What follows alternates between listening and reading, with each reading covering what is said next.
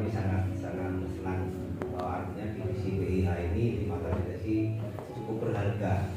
Nah, mudah-mudahan teman-teman dengan momen seperti ini menjadi pemicu motivasi ke depannya untuk bekerja lebih giat. Jadi jangan, maksud saya selama ini kan saya tidak pernah ini saya selaku bos ya, karena masih ada waktu 1 hari jadi bisa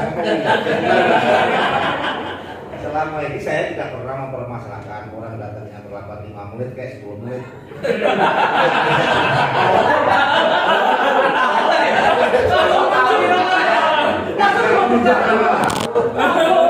Motivasi ke depan biar bekerja lebih baik.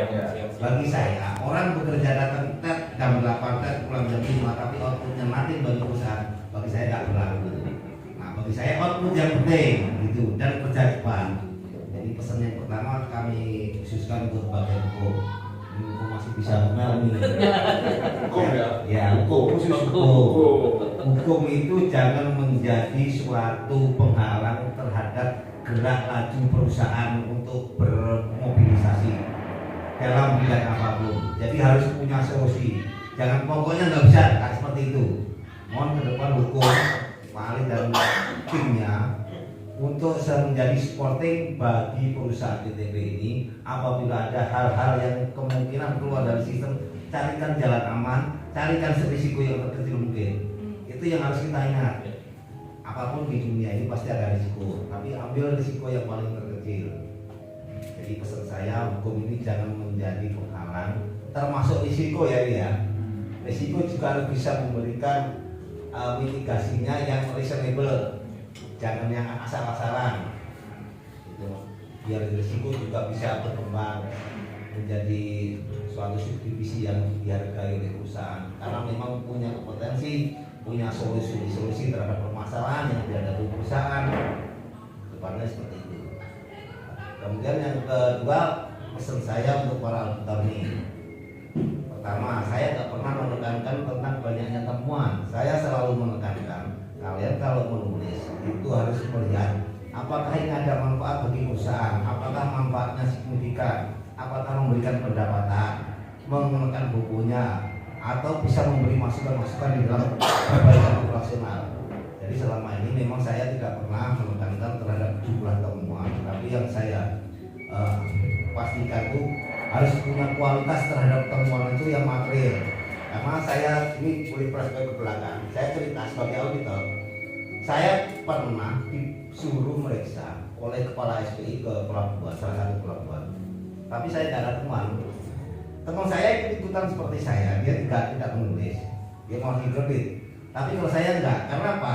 Kepala SPI saat itu tahu kapasitas saya. Karena setiap ada pemeriksaan khusus pasti ada saya. Dan saya selalu dibilang sebagai pemeriksa yang tidak punya hati nurani. Padahal saya itu punya prinsip, saya itu menulis adalah yang saya kenal aturan, bukan pertemanan. Kalau aturannya A, perusahaan mengharuskan A, walaupun itu teman, walaupun itu saudara, saya nggak kenal. Yang saya kenal adalah aturan. Itu prinsip saya sebagai auditor. Dan sebagai auditor, kita harus punya intervensi, kita harus yakin bahwa kita objektif, tidak boleh mencampurkan antara persoalan pribadi dicampurkan dengan bekerja. Itu pesan saya kepada para auditor. Saya pernah menulis di Telbayur sampai orang itu dipecat, sampai saya dimusuhi. Tapi secara pribadi saya tetap menyalami, tetap menyapa, tetap mengajak ngobrol, walaupun yang bersangkutan tidak senang. Saya prinsipnya situ nggak senang sama saya secara pribadi nggak masalah, karena saya juga ada musuh sama situ. Yang penting saya menjalankan tugas, itu poin penting sebagai auditor.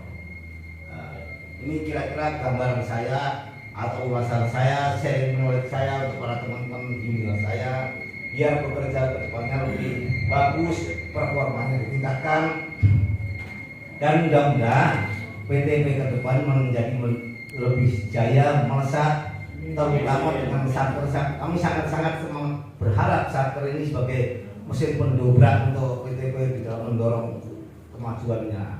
Itu sebenarnya sering saya omongin dengan Pak Sindu sebenarnya. Ini saya bicara tentang bekerja. Saya sebagai manusia, tentunya kami punya banyak cara hilaf dalam bertutur kata, dalam memberikan instruksi. Mohon pada kesempatan malam ini teman-teman semua di divisi PIH mohon dibukakan pintu maaf sebesar-besarnya. Saya tidak ada kesengajaan untuk memusuhi pribadi. Saya hanya berpikir ini urusan pekerjaan, jadi tidak ada sangkut pautnya dengan masalah personal. Apabila Bapak Ibu ada yang mungkin merasa omongan saya nyelekit atau sampai sakit hati pada saat malam ini, kami mohon maaf sebesar-besarnya. Tolong kami dimaafkan, kami hanya manusia biasa. Termasuk juga kepada Pak Rino Sarudin dan Pak Sito. Mungkin saya kelewatan dalam hal bercanda sehingga tidak bisa menempatkan siapa sih kamu. Nah itu mohon dimaafkan, karena saya merasa bahwa dengan tidak adanya sekat makin enak kita dalam berkomunikasi. Itu prinsip kami, Pak. Kira-kira urusan saya sampaikan sampai di sini. Saya mengucapkan terima kasih kepada Pak Rino selaku Dirut, Pak Toto selaku Dirut atas segala bimbingan, arahan. Mudah-mudahan menjadi ladang amal pahala Bapak Ibu sekalian. Mudah-mudahan Bapak Ibu juga diberikan kesehatan sama seperti waktu mendoakan kami. Mudah-mudahan Allah mengijabah apa yang kita maksudkan. Demikian kami sampaikan di akhir kata. Mohon maaf sebesar-besarnya. Assalamualaikum.